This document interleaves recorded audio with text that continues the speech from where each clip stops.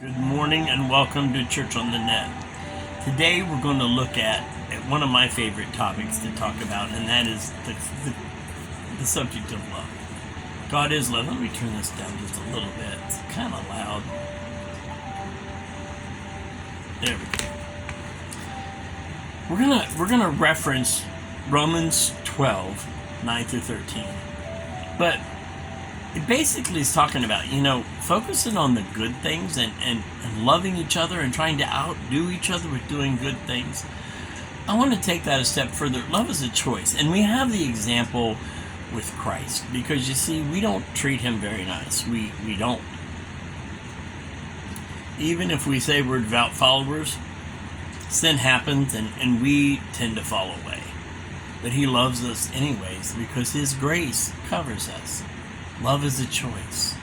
You will have people in your life that treat you wrong. Now, I have many of my guys that run at different times. They do. And I choose to love them anyways because that's what God calls me to do. In fact, the only way that I will let go of a gentleman and quit praying for him is basically if the Lord tells me to. I may quit talking to them, or I may let them go a little bit if they're not responding or not wanting to learn the lessons that I have to teach. Because I only have a few lessons, and I'm very intentional, and truly, I don't want to be a pain to people.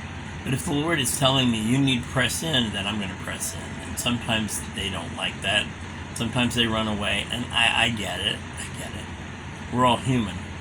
But love is a choice, and sometimes we need the wake-up call. But sometimes we need to remember that while he died for us and he loves us very much, he cannot exist when certain things are going on. Like, I had a gentleman talk today that I love very dearly, and he gets abused by people, sometimes verbally. I'm like, why are you putting up with that? Why? People saying terrible things to him. I'm like, don't put up with that. In fact, my two favorite words as far as social media is block, delete, block, delete, block, delete. When you get inappropriate pictures, when you get inappropriate people telling you, or people are trying to get at you for a certain reason, I don't ever quit praying for my guys. But I have no problem with blocking and deleting, or just waiting. The Lord has a way of bringing those people back to us if he wants us to be in their lives. So I totally leave it up to the Holy Spirit, to God. And the funny thing is, when you're praying for somebody 4 and 5 times a day, the Holy Spirit kind of lets you know what's going on and what direction to go. But you have to be quiet, like we talked about last week. He doesn't always talk in the storm. You have to be quiet and listen to him. Because it's sometimes a very subtle, quiet whisper in your ear. But don't give up on people. People will be nefarious and they'll act crazy sometimes. But love them at the core of who they are, the way that Christ loves us. So I want you to read Romans 12, 9 through 13. And it talks about, strive to outdo each other with love. Be patient, be kind, and love people for the core of where they're at, who they are, and who they can become. What God has called you to do.